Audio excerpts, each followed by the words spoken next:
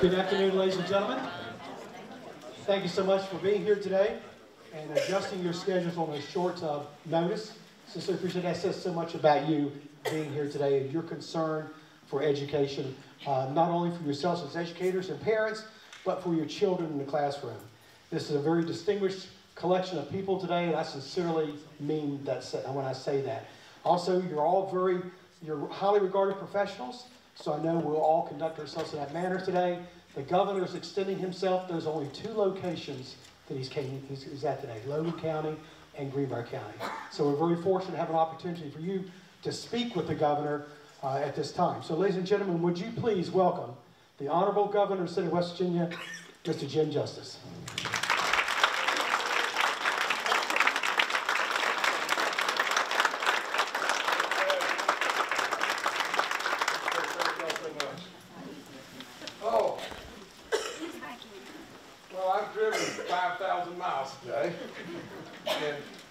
I would tell you is, y'all don't have to be nice if you don't want to be nice. That's okay. Of course it would be me. That's okay too. Well, let me show you this. We'll hope that this doesn't go off. That's my flip phone. But I would like to give it a break to you something where I can get rid of it. Hold on, I got to turn it down here so it won't chirp on me. It's real high tech. Don't y'all give me a hard time. Okay. Now, I've been to Logan. Yesterday, I was at the Capitol, and when I was there, you know, this is a hot button. What's going on with the teachers, what's going on with service personnel, what's going on with the other state employees. It's a hot button all across the state now, and we've got to come to a solution.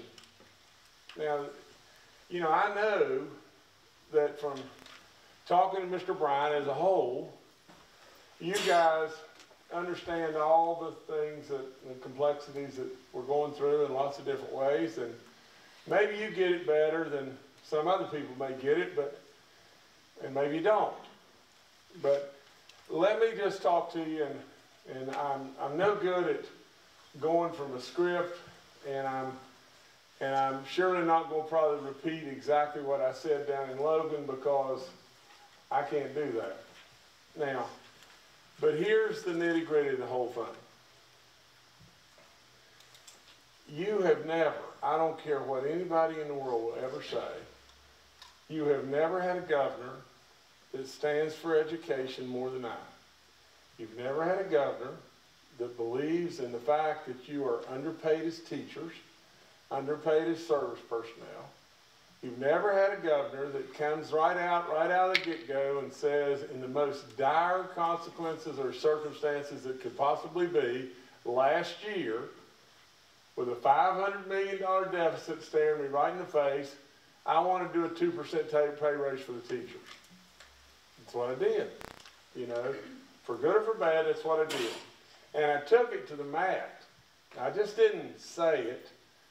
I stood with it forever. Now, the other flip side is this. Your governor says over and over and over and over that education should be the centerpiece of everything we have. Everything. The economy, everything we have ought to drive from that. Now, your governor, through blessings from above, through the beginnings with Tom Campbell and Mr. Bryant and others, your governor encouraged, maybe in a silent way, but there were people on the state board that decided to leave. And I was able to appoint 3 people. And Earl Ray, when Earl Ray left, he had 2 people that he didn't appoint, and so I got to appoint them. And then I got to appoint 1 more, and then all of a sudden a couple of people resigned, so I got to appoint a couple more. And then even a couple more people resigned, and so I got to appoint a couple more. And we now have the absolute greatest state board that you could ever have. And it's been put together with input from a lot of people. Mr. Bryan has been very instrumental in that. Tom Campbell, who's head of our board, is right back here, and you should give him a big round of applause because he does a great job for all of us. Please do that without me.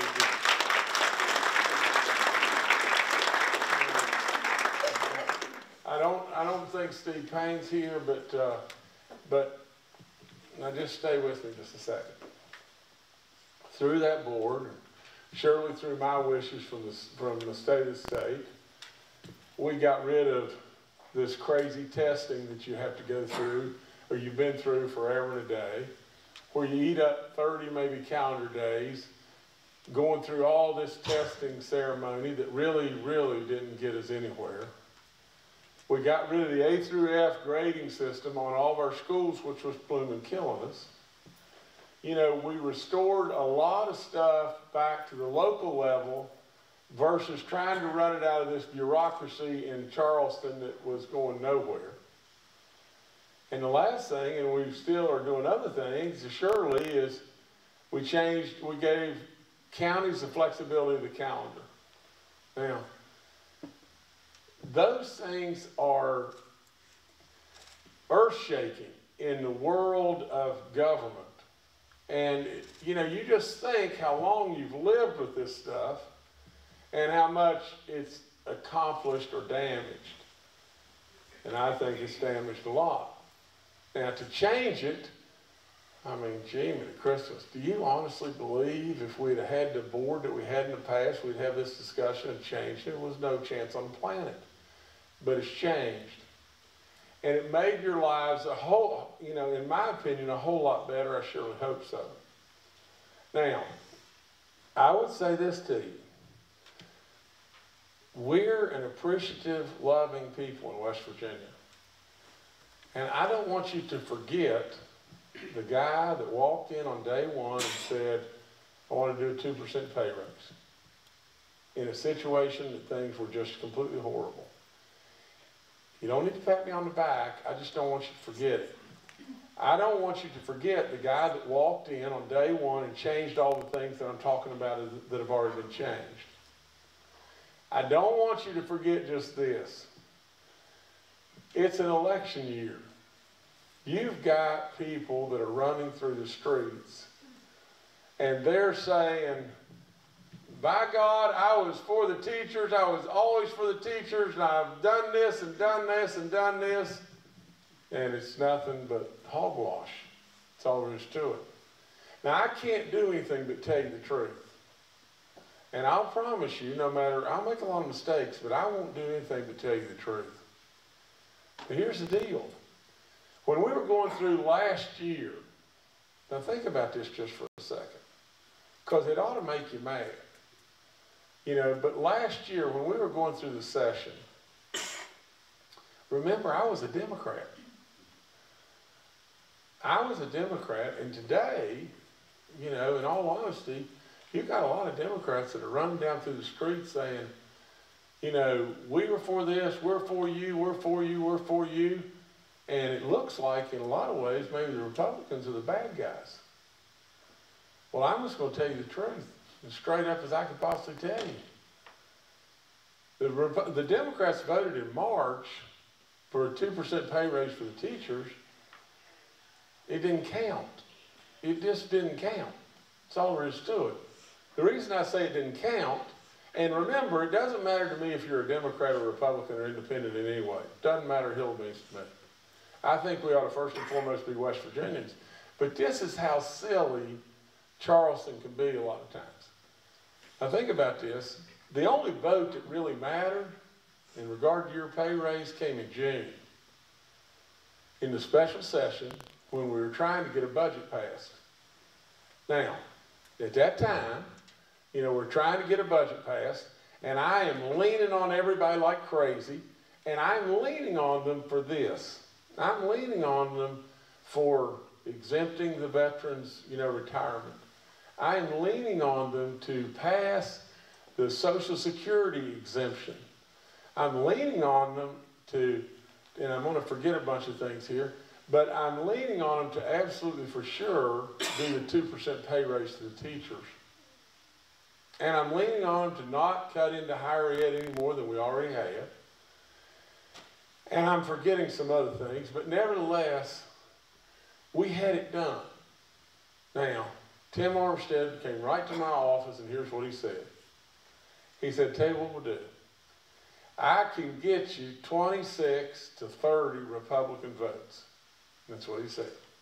Now, I went straight upstairs to the Democratic caucus. He had 36 votes in the Democratic caucus now, remind me. I went right straight upstairs and I said, guys, everything you stand for. The other thing was the poorest of all people were going to get a rebate check, not a reduction in their taxes, but a rebate check. And the second poorest of all people, they were going to get a rebate check too. And when we went through everything upstairs, here's what happened. And this is why I changed parties. Here's exactly what happened. For all the people that are the constituents of the primary constituents, the poor and the needy and the sick and the people in the DHHR and the seniors and the veterans, the very people that ought to be the crust of the Democratic Party who they ought to be made of, these 36 people decided, no, they're not going to go that way. And the reason they weren't going to go that way is one thing and one thing only.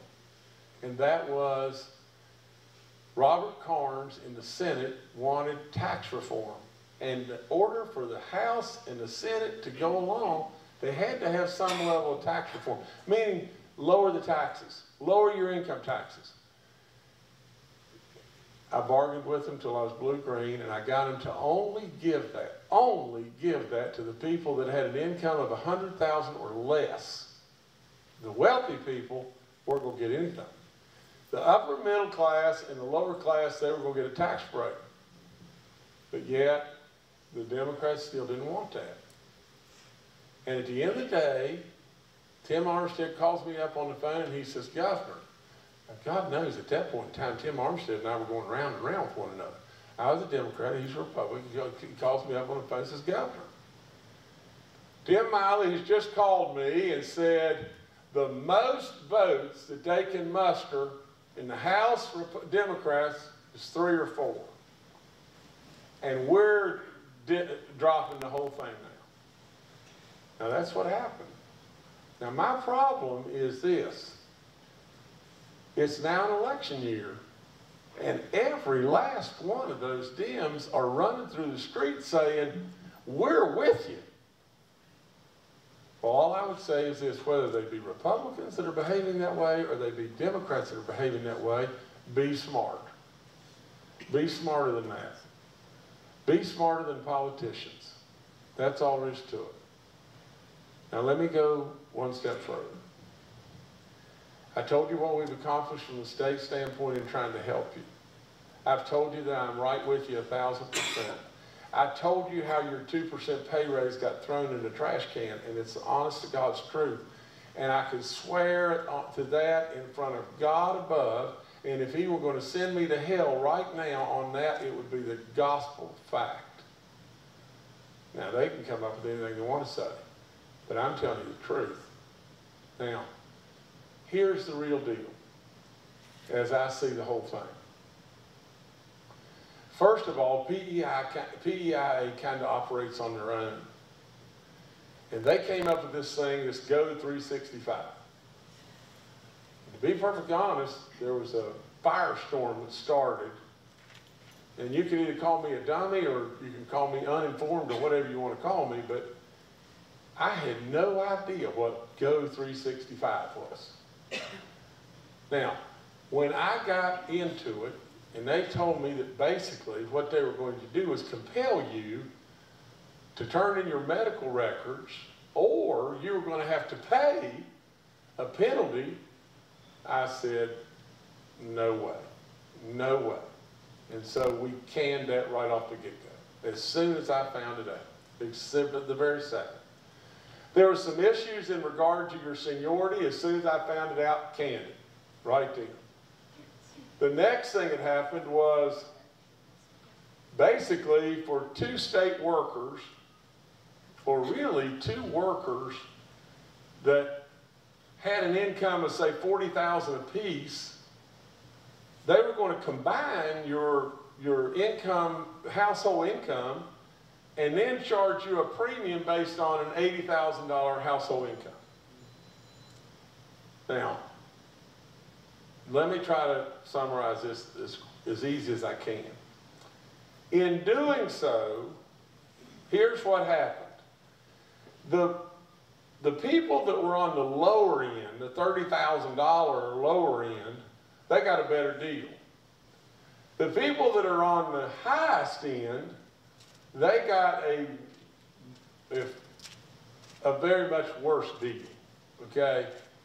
Now, but where it just clobbered people that everybody at PEIA just either ignored it or whatever, was the people that had two incomes about the same. And it just clobbered you then. That's all there is to it. So, we recommended to PEIA and sent a press release out on it, the fact that it's just this. There's about I think there's 47,000 or whatever government work employees. And so there's about, let's say 20,000, let's do it easy. Let's say there's 21,000 on the upper end, and by the upper end, I'm saying, let's just say this, and this is something we've got to do something about. Let's say Kathy is a teacher, and she is. And that's another thing you've got to remember too. I'm a teacher. I have a teaching degree. Kathy has a teaching degree. For crying out loud, we get it in lots of different ways. But now just stay with me just a second. Would it be fair? Would it be fair if I had an unbelievable income and Kathy is making $35,000 a year? Is it really fair for me to just piggyback on her insurance and pay nothing? I mean, and then what happens is all of y'all pay more because I'm doing that? I don't think it's fair. I don't think it's fair at all. So we have to figure a way to address that. Now, it's nowhere close to fair in my book that there's about 5,120 or something like that, state workers that are two state workers in the same household. Well, those families, what we decided to do with those families was take the two incomes and average them and let you pay on one and let it be that. And that kind of solved that for the families that have two state workers in them. But today in Logan, somebody asked a really good question, and it opens lots of eyes. And that's just this. What if I'm a teacher and I'm working in my family, and my wife, and it was a lady that was asking this, and said, and my husband works in private business, and we make the same thing. If you put ours together, and we have to pay a great deal more, it's going to just kill us. Well, it's a very good point. Very, very good point. Now, so we got to do something about it. Now, I'm getting to the end, so just bear with me. Keep listening really good, okay? You may wonder, where in the world did Justice come up with 1, 1, 1, 1, 1? And here's where it is. This is, again, just a fact.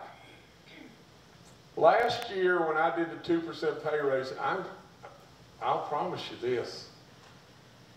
Who came running to my rescue and said, we want to do that too? Who did you hear do that? I mean, really, almost nobody. And when it got to crunch time, I had 15,000 of them constantly coming to me saying, are you sure that you won't turn this loose? Do we have to do this? And the reason they were primarily concerned was because not everybody got it, only the teachers got it. Well, for God's sakes, you got 700 classrooms in this state. You can't even fill with a teacher. I mean, really? I mean, I want to try to help everybody in government, but for crying out loud, 700 classrooms that we can't have a teacher in for our children? Really? We have got to address this.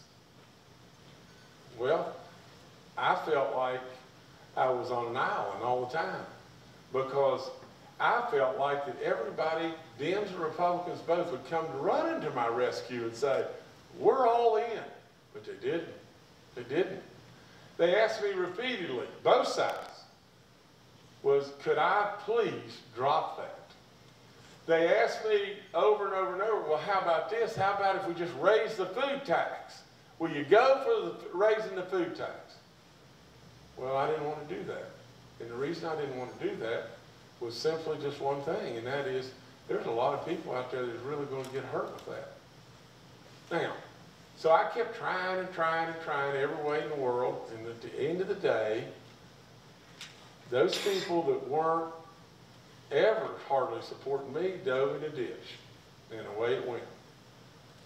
Now, I heard them loud and clear. They would have done it in a second if we would have done 1% across the board. Doing 1% across the board, I think amounted to, I don't recall, $35 million or some number like that. It's too much money. So they're really and truly, they weren't going to do that really either.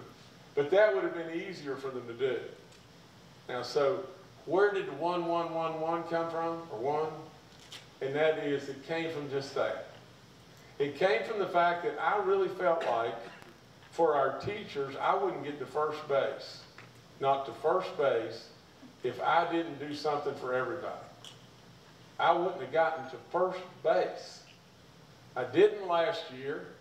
I'm a real believer, and I want all y'all to come to my basketball game here tonight because we play Woodrow over here. You got to wear white and everything, but I really would hope you'd come.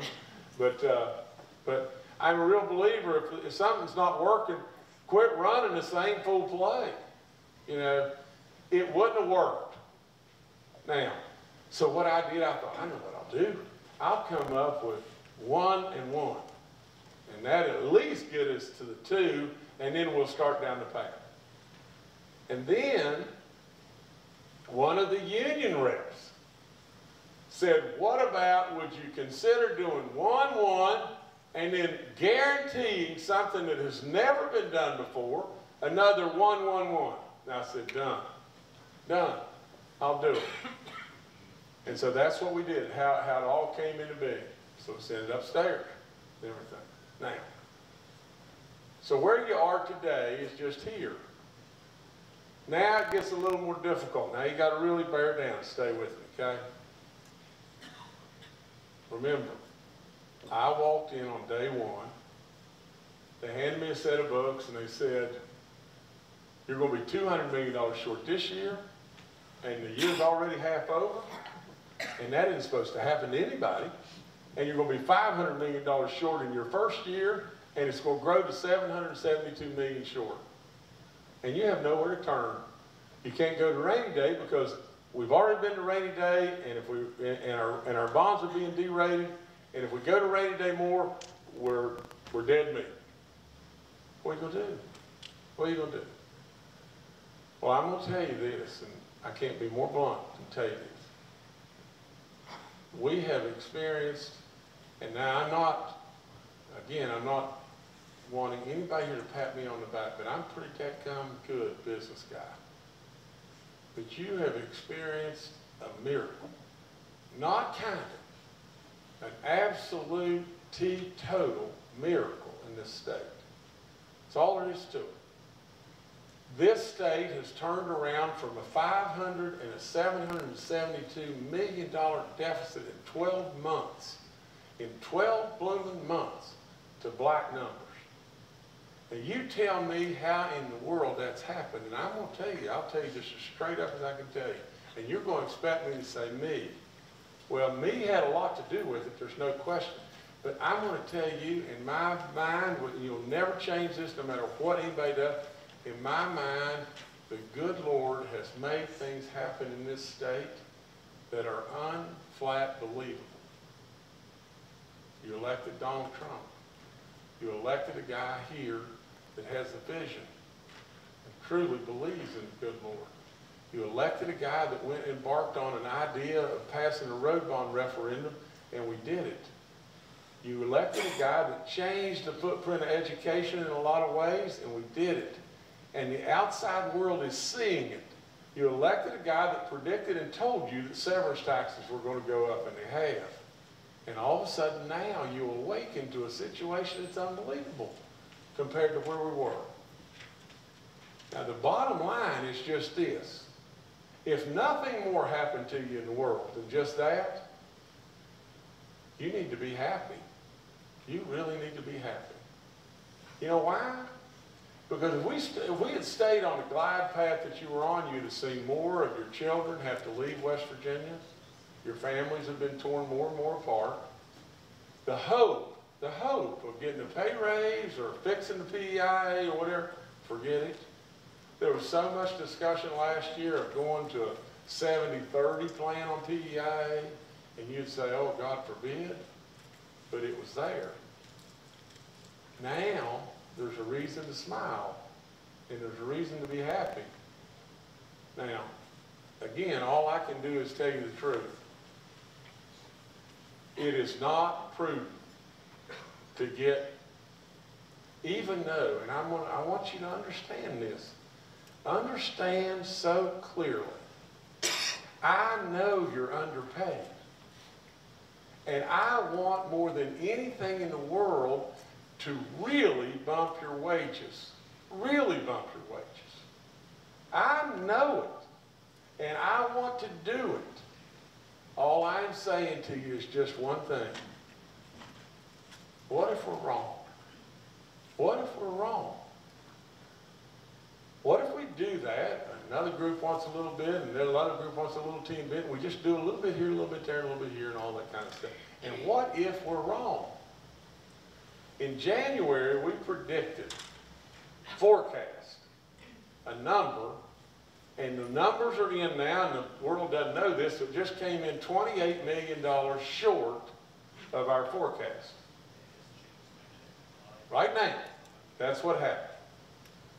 So, what if we're wrong?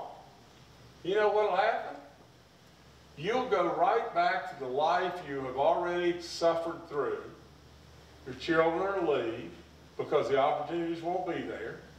Absolutely, you'll go back to hopelessness. You'll go back to a debate over 70-30 PEIA and everything else. What I'm trying to tell you is just one thing. Be smart. Be really smart. I'm also asking you to trust me. Nobody on the planet wants goodness for you more than me. No way. No possible way.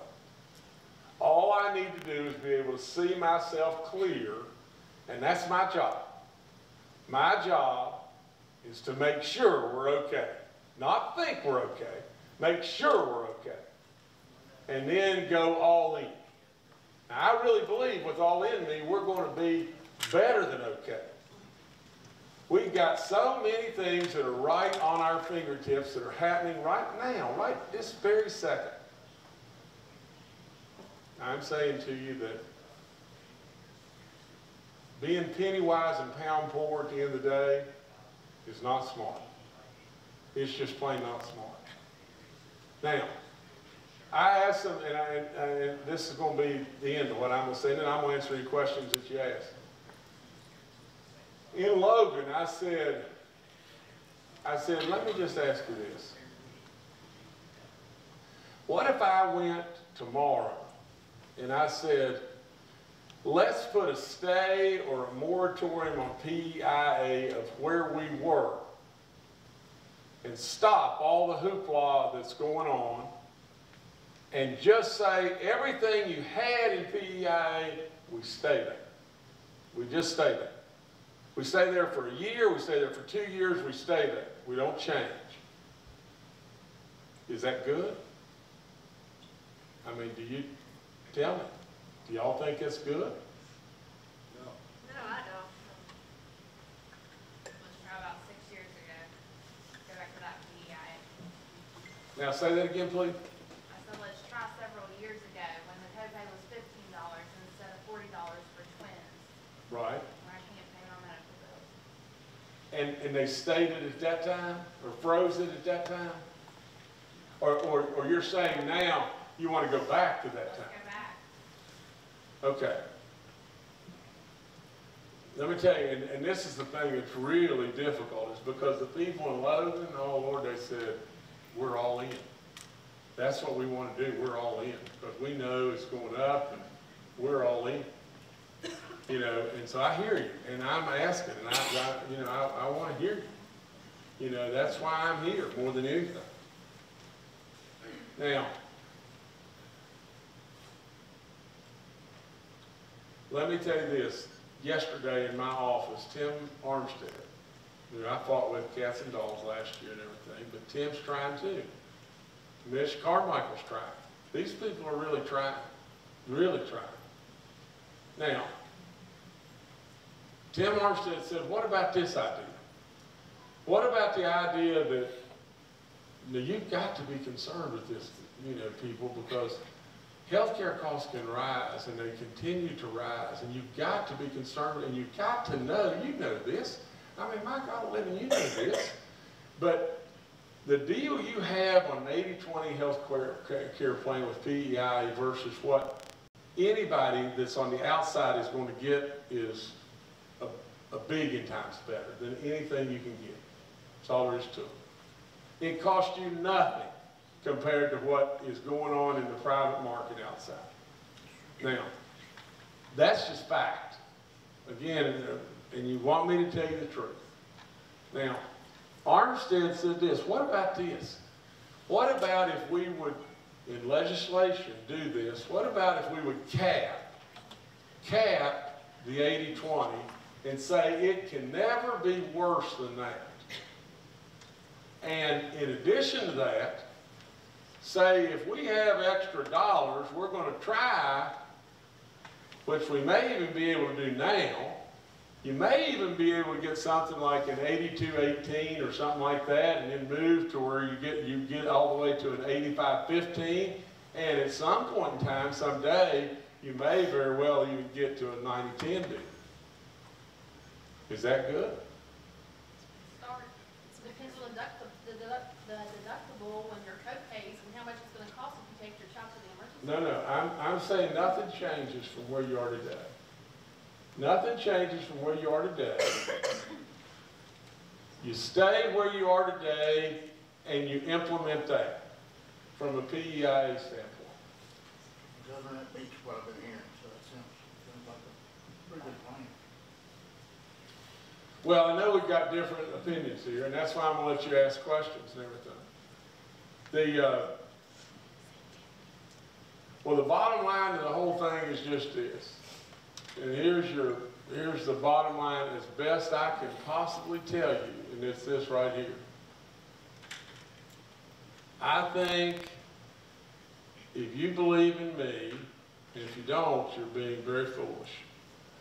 But if you believe and trust in me, that I'll help you, and that I'm already helping you, and I've tried like crazy to help you, then at the end of the day, what I think you should do is just that.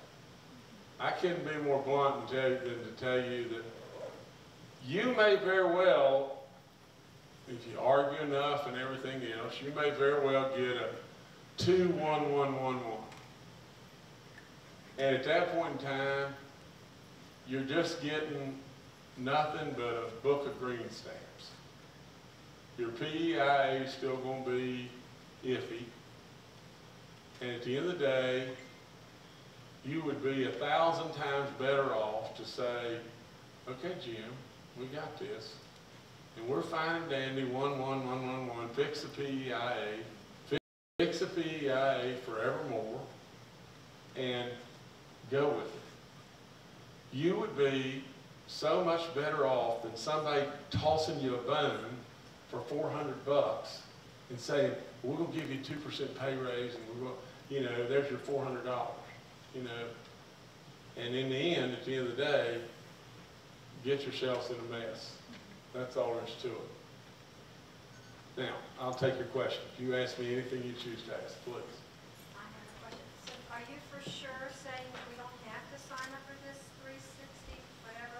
I'm absolutely positive. Or we don't have to do Now, that? you can, it's voluntary. You can sign up if you choose to sign up and everything. Hopefully it'll make you healthier if you want to do it and everything.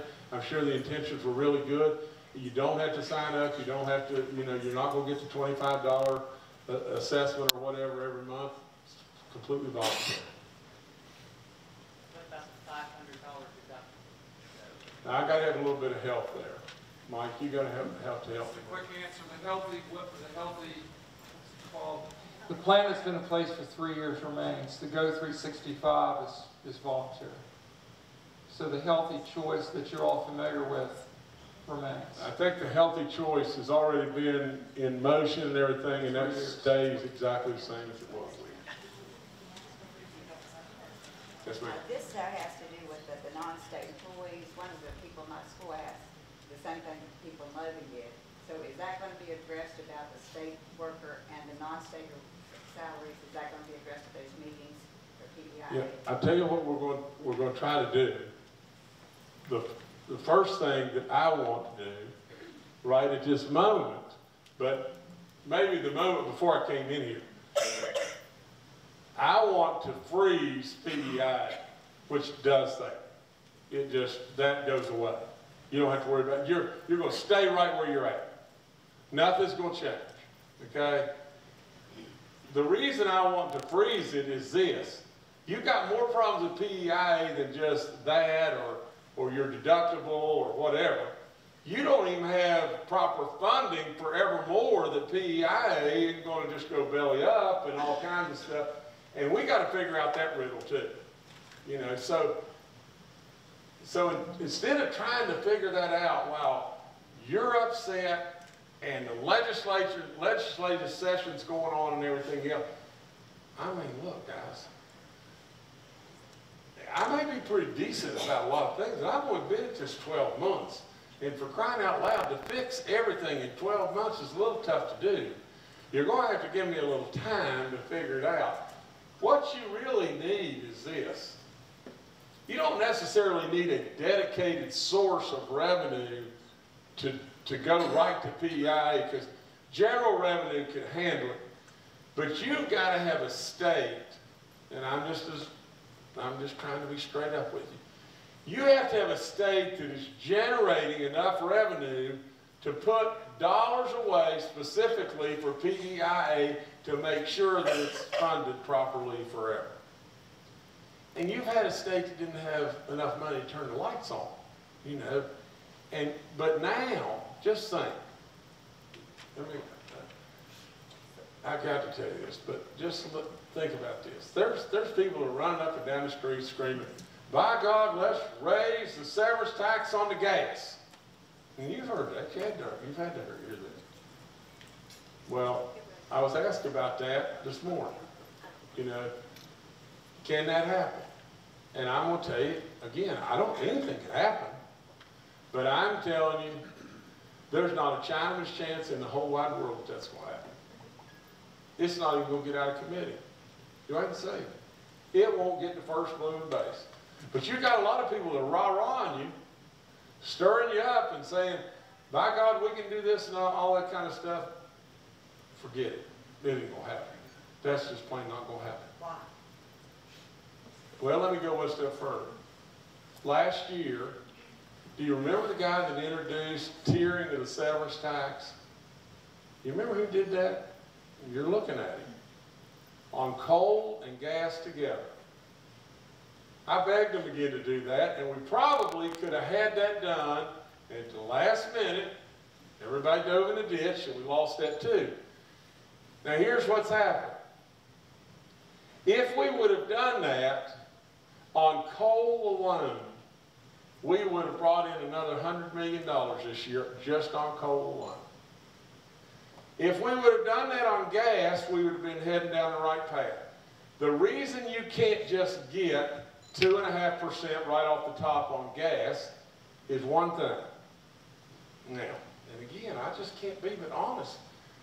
You've got gas company lobbyists running all over that building nonstop. You'll never get the legislature to pass it. No way on this planet. No way. Now, here's what you can get done. And I called the gas people to my office about a month and a half ago, and I sat them down and I said, all right, I'm going to tell you, I'm going to say, tell me what you want, and I'm going to tell you what I got to have. I got to have tiering on your gas. I've got to have tiering on your severance tax, to where your severance tax will go up when you're making obscene profits like you're making right now. See, gas prices are $3 plus right now.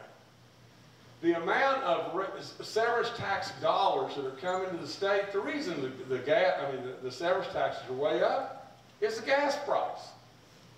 That's all there is to it. Do you not think those people are making a ton of money? They are. They're making a blooming ton of money. They're making so much money, it is unbelievable right now. For them to pay an extra 2 or 3 pennies when their gas, our gas that we're receiving severance on has gone from $1.25 to $2.40. Their gas has probably gone from $1.90 to $3. Now, look, when you have a 50% increase in price, those people are making a lot of money. And if they had to pay another 2 cents, it would absolutely bring into this state a lot of money. I don't know exactly what it is, 100 million, 150 million, whatever, a lot of money. The way you can get it is this. The gas people want co-tenancy and joint development. Now, a lot of you here don't know what that is, and somebody here knows a whole lot more about it tonight. But the 80,000-foot version is this. If all of y'all together owned a piece of land, and this lady right here would not sign the lease, or we couldn't find her, the gas company can't lease it. So co-tenancy basically works on 75% of you sign up that are heirs to a piece of property, then the gas company can lease it. And pays everybody, pays all the other 25%. Yes, ma'am. I know that you're talking about the gas company coming through with their gas and stuff, that if you don't sign it or anything, they come in and take it anyway. All right, Mike, this lady said if you don't sign the lease, they come in and take it anyway. They take you to court and they get their right of way through your property or whatever, and they do not pay you nothing. Are you talking about the? I'm not talking about that. That's a different issue.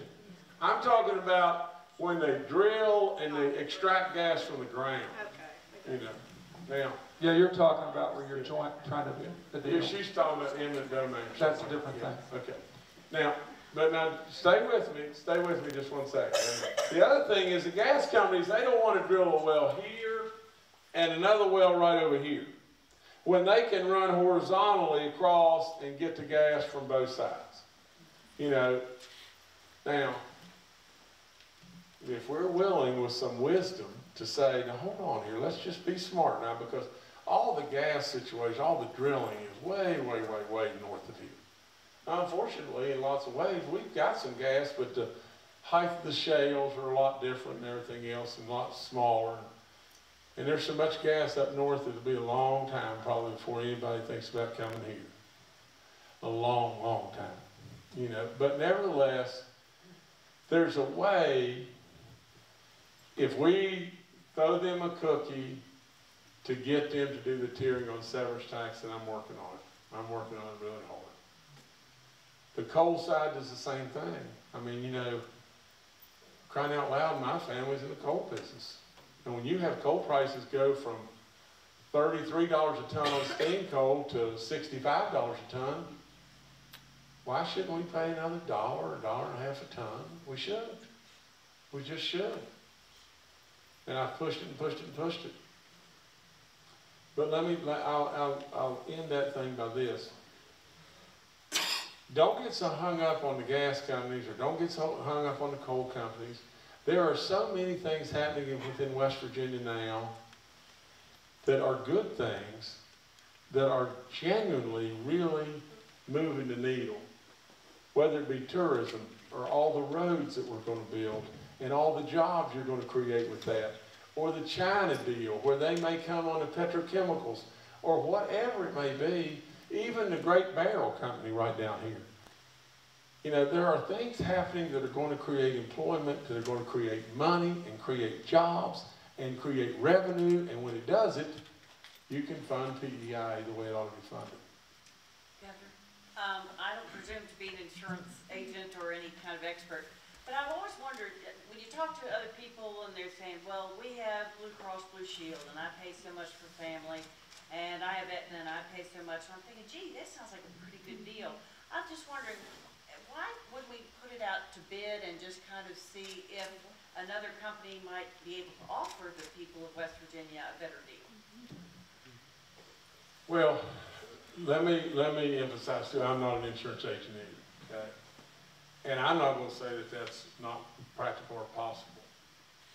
But I run a lot of companies, and I ran a lot of companies rather. Let me just, I mean, I don't think I'm disclosing anything that I shouldn't disclose, but if you're a family and you're working in the mining industry and you're providing an 80-20 healthcare coverage for the mining family, in all honesty, it's costing $1,800 a month to the company, for the family, you know. Now, I don't know what deductible or whatever you're paying, but if you're going to go to a straight 90-10 plan or whatever like that, it's big bucks. At the Greenbrier Hotel, it's probably running about $900 and some a month. You know, I don't know how it can be bid out or what can be done or how it can be privatized and made better. I really just don't have enough knowledge to be able to tell you. But I can tell you that, you know, again, as your friends, I mean, my good Lord will live in my home is Greenbrier County. My wife's sitting right back here, and our first lady, and you know, our family, we even have a grandson, baby now, our grandson and everything. But you know, the last thing I'd ever do is tell you anything but the truth. But you have, from your standpoint, you have the most incredible Cadillac plan on the planet. Now you do. You do. You don't want it to get way worse, and you want it to be funded, and you want it to be preserved, that you won't get whacked on more. I'm for every bit of that, but I'd be lying if I didn't tell you you got an awful good plan right now. So I'm not saying that I disagree, but I don't know. And that's the point, I guess, is if, for me personally, if somebody would bring to me, if I want to put a new roof on my house, right, I'm going to go out and I'm going to have it bid by several different people. I'm going to say, okay, you know, I like this bid the best. You know, and it may not be the lowest bid. Sure. But I guess what I'm trying to say is, you know, for us to really appreciate, you know, the whole dynamic and the whole big picture, if somebody said, this is what Blue Cross is going to cost you, this is what Aetna is going to cost you, here's what Cigna is going to cost you, and here's what PEI does cost you, then as, you know, a consumer, I can say, okay, yeah, we do have a really good deal. But I think that's part of the problem. We don't know. Well, we'll try to get you some, yes, I'll get our people to put it on our website, you know, and compare it. Try to compare something. Yeah. In reference to that, just because I carry my cell phone link on PEIA, so I have a really good bargain. Okay. However, my husband Bob carries our two children on their insurance, which is Highmark Blue Cross Blue Shield. And just to give you an estimate of what we pay as a family, he gets billed $287 twice a month for Highmark Blue Cross Blue Shield. That's with a $3,000 deductible. So if we ever have anything that we have to do medically with my two children or him, that we have to cover that before they'll ever pick up that cost. That's not to mention that every time I take my child to just a general well checkup or anything like that, it's a $25 deductible. So when I look at PEIA, I think we're really good. I mean, it's a good system. Does it need to be fixed? Absolutely. I mean, it can't continue to be $50 million in the hole every year for that. But I think if you haven't been in the private sector ever,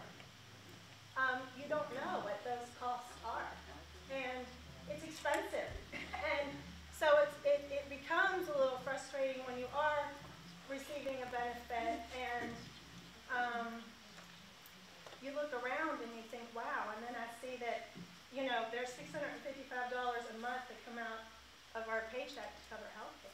But every private insurance is not like that. No, it's not, but, and it's biddable, however, he doesn't have a choice. He either takes that insurance or he comes on mine. And so, you know, when you're in that private sector, you don't have you might have 3 different plans with one provider, but you don't always have 3 different providers to choose from. So, and we have a higher deductible, but we don't use it. That's the thing too. We pay $655 a month and we're healthy individuals and people. So we pay those higher premiums because we're taking care of the people who do have a higher health cost. Well, let me say this, because we can get in a food fight here if we don't watch out. The one thing that you should leave here with this thought for sure. If you really think in your mind, now let's just say provided we don't go 365, we don't do this stuff, you know, and the seniority doesn't have anything to do with this, but we don't do this stuff with where you're jacking up your premiums and all this kind of stuff. We don't go to a 70-30 plan. We fund PEIA adequately and everything. If we accomplish all that, every bit of that, there ought not be a single human that leaves here that really believes in their mind that they could go out somewhere else and get a better deal. Because you're not going to get a better deal. No matter what, I mean, if you trust anything that I say in the world, I mean, I've been at this a long blooming time. You're not going to get a better deal than what you have. But the problem is you don't need a worser deal, if that's even a word. I don't think it is. You don't need a worser deal than what you've already got right now, because, in all honesty, at 40 grand a year or whatever it may be, it's tough. It's just plain tough. So you don't need a worser deal. And you need a funded PEIA, and you need some assurance that it isn't going to be jerked out from underneath you and you end up getting stuck and getting stuck and getting stuck. And that's what I think. In your opinion, do you think PEIA is better insurance than, say, the hotels? Since you're saying that it's so... From the standpoint of, well, let me tell you this, the hotel people have an unreal deal. And unreal deal, you know, but at the same time, the hotel owner's cost is about $15 million a year to provide that. And most businesses won't do that. They just won't do it, you know. So, I don't know, I can't compare PEIA to the hotel, but I can tell you that the cost, if you just went out on your own and you went as a group, this group right here, you went and you tried to price something that would be better for you than the cost of the PEIA, it's impossible. It's impossible.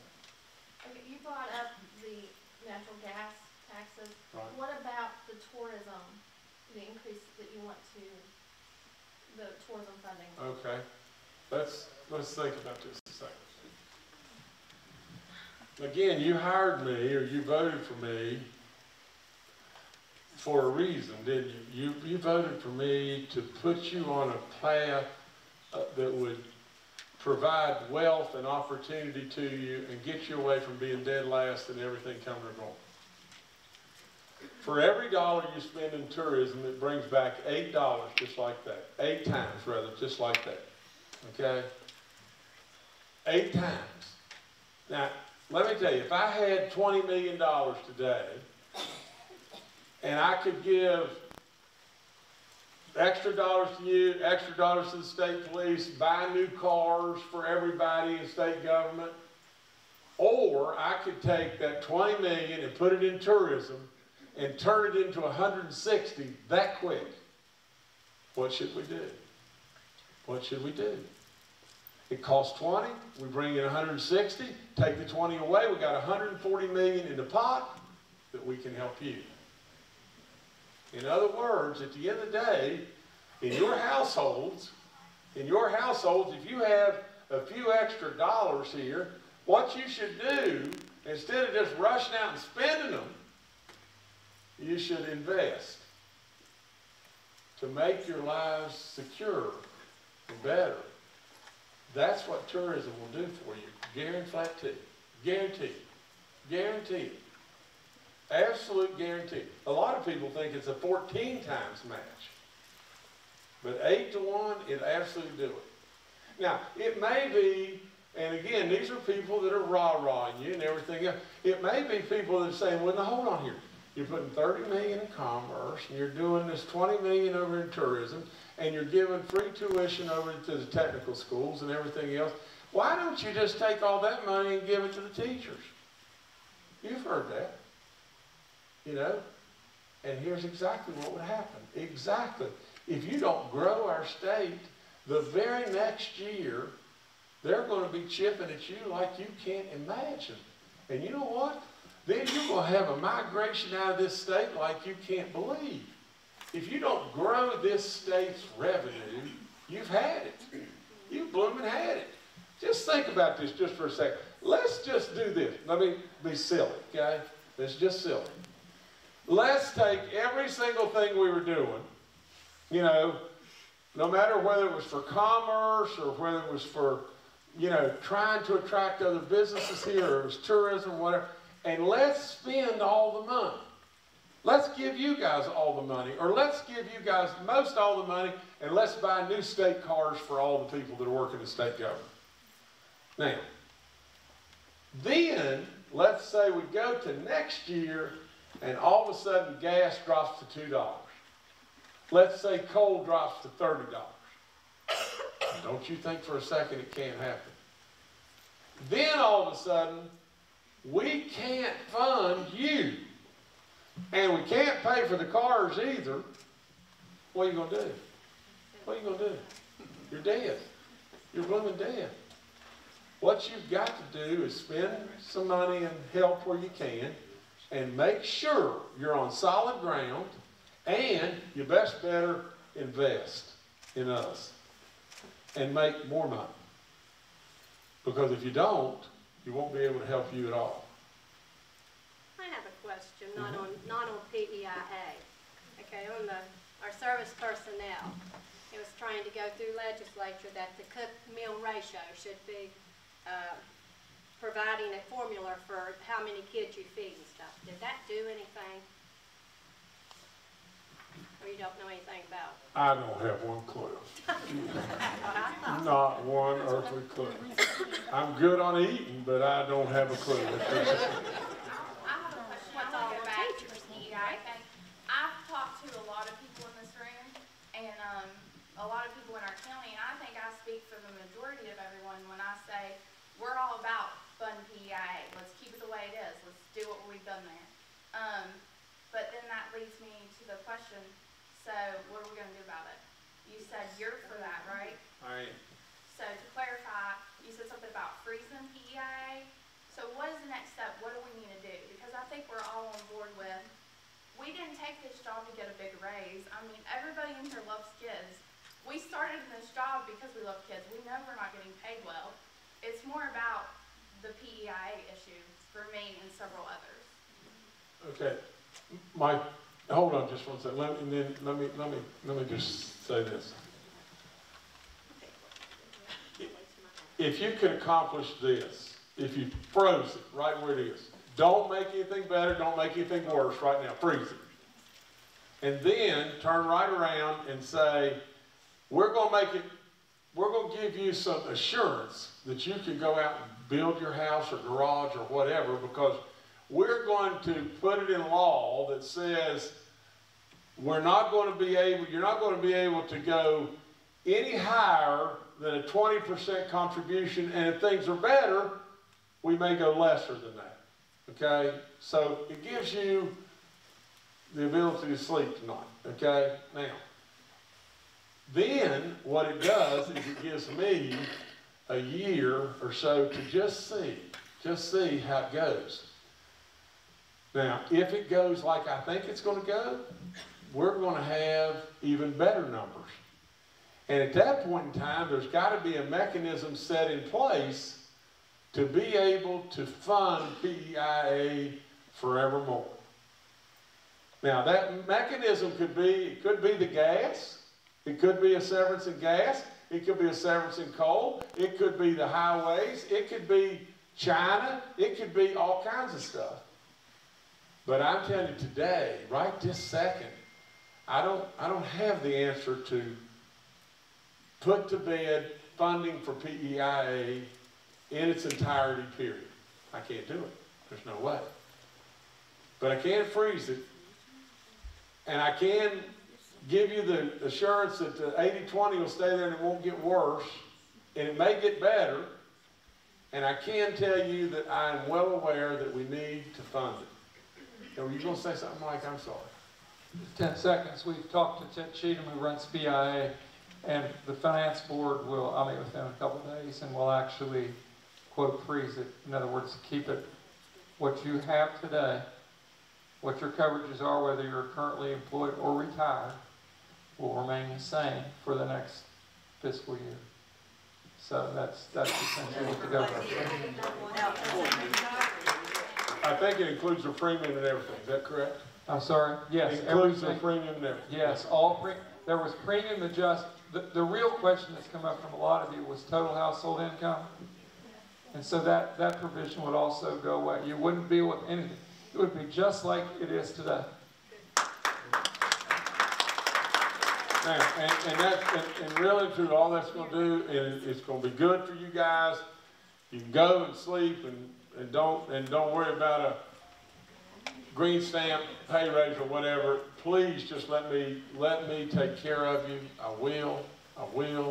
You are underpaid. You're great teachers. You want to teach, but you need to be compensated too. And we need to be, yes, ma'am. Now that I feel good about the insurance, I went on and did the Go 360 thing. Right. I don't like it. Can I get out of it? Sure. It aged me 5 years. It aged me. There's no way. There's no way. If it aged you 5 years, it moved you from 29 to 34. Yes, sir. Is there anything in, I know we're strapped for money as far as the state and all, trying to get all the money, but is there anything in place where the state can save money? For an example, working on the highways. They've been working on the emergency ramp on Sandstone Mountain for a year. They built the whole mountain in a year. And it looks like they could do something, speed that up or have better bids or give them time periods, because the more they work, a year out there on that construction job, the money's really piling up. It costs a lot of money. Well, this man's right, and I see it too, because I'm going by there every day, 2 times a day, one time in the dark, one time in the daylight, most always. Now, look, again, you're going to probably go here and I hope you hear the message, rather the whole sermon and not just the specifics, but I'm going to tell you something that's real. We are constantly on our secretaries and on everybody in government to try to cut out waste anywhere and everywhere we can. You've never, ever, ever had anybody that's been in the governorship that is on this like I am. Now, I know you're still going to see exactly that emergency ramp that you're talking about. I know you're going to see that. But the reason I say that is just this, is because I don't even know to this day if my secretaries are Democrat or Republicans. I don't know. I don't know, and I don't care. You know why? And you know what that makes us good at? Is it used to be that if you had a Democrat or Republican administration, they were trying to do favors for everybody. And it just created fat all over the blue place. Well, I'm telling you, we're trying to do something about that. I hear you, and you're right, and we're going to keep at it too. Governor Justice. Yes. So you mentioned that you're not going to mess with our seniority at all? No. What about our sick days? I've heard a little bit about our accrued sick days. That didn't deal with it. I don't think that's, I mean, I'm probably not the person to ask about that, you know, but nevertheless, your state superintendent or Tom or who, you know, tell them. Do you know anything? Do you know this? Well, former legislator. Thank you, Mr. Hall. I'm not aware of anything right now. Of course, it's beyond the board's purview, but we try to stay up to speed on things. I'm not aware of a discussion. Are you, Mike, on that? Okay, Mike. It died. It's gone. Oh, good. Made out of committee. And the other thing, you got, I know, Tom, sit in. It was not proposed from the governor's office, and it was not proposed from the Board of Education. Let's put it that way. Okay. And it's dead, apparently. Okay. The other thing is this. There's a bill every minute that somebody's coming up with down there, and I know that's probably what you dialed into and everything, but it's got to go a long ways from just somebody standing up and introducing. Well, I can tell you where to start saving money at. Okay. You take the sweet potato fries out of the school.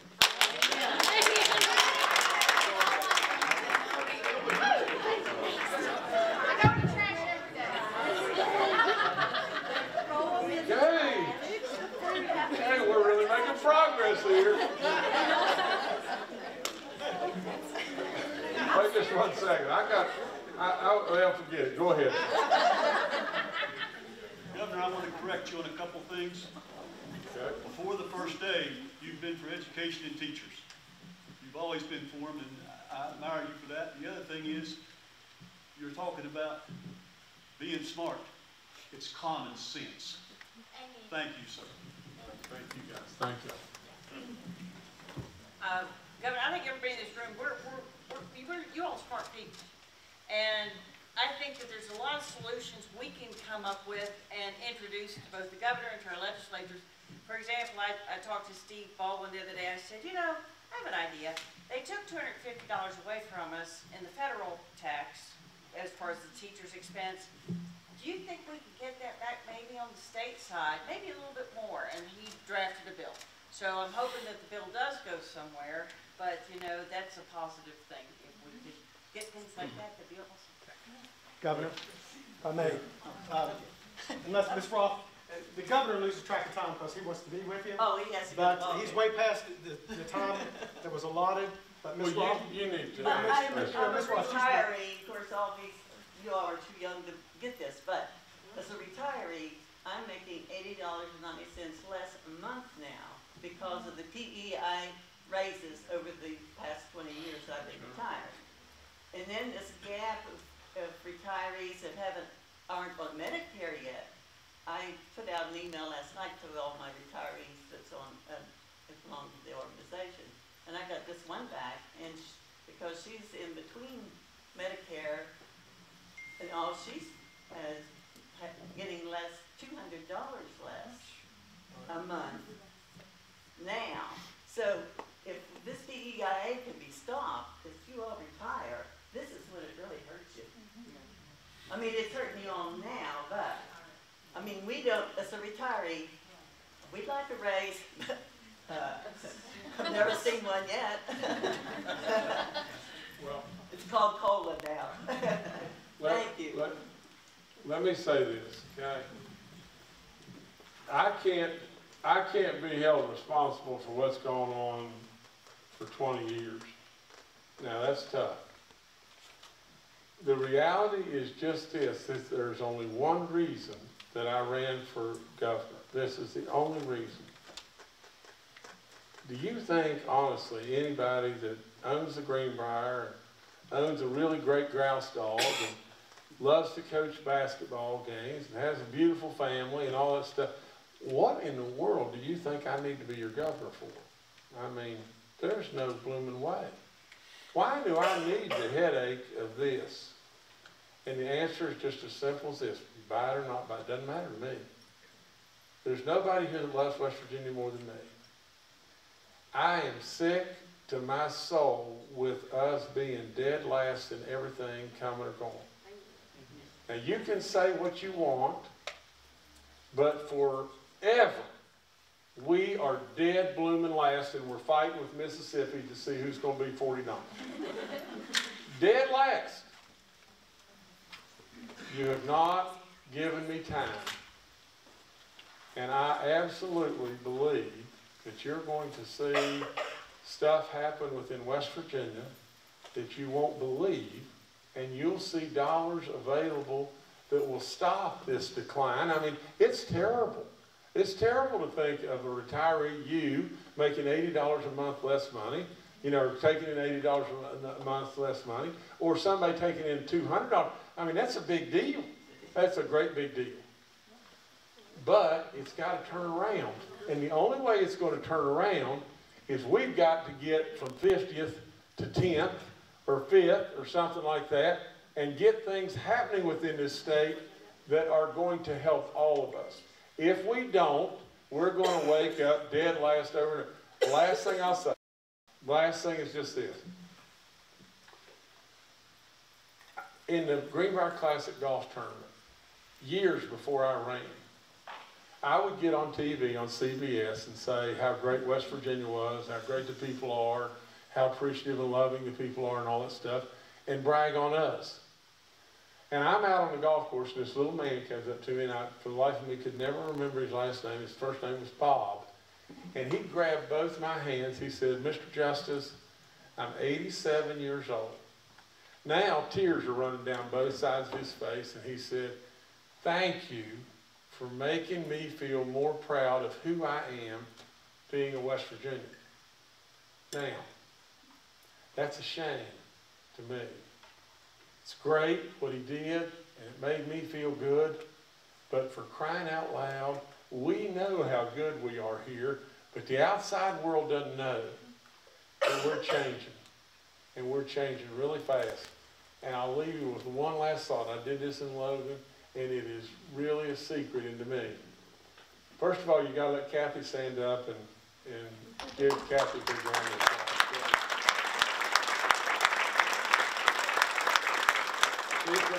We got a little puppy at our house, and I walked in the bedroom last night, and honest to goodness, the odor from the poop would knock you down.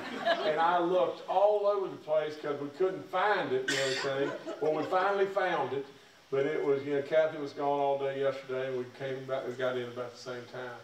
But listen to me on this. If I were to ask you, what do I think is the best trait that I have? What do I think is the best thing I got going for me? What would you say? Now be nice.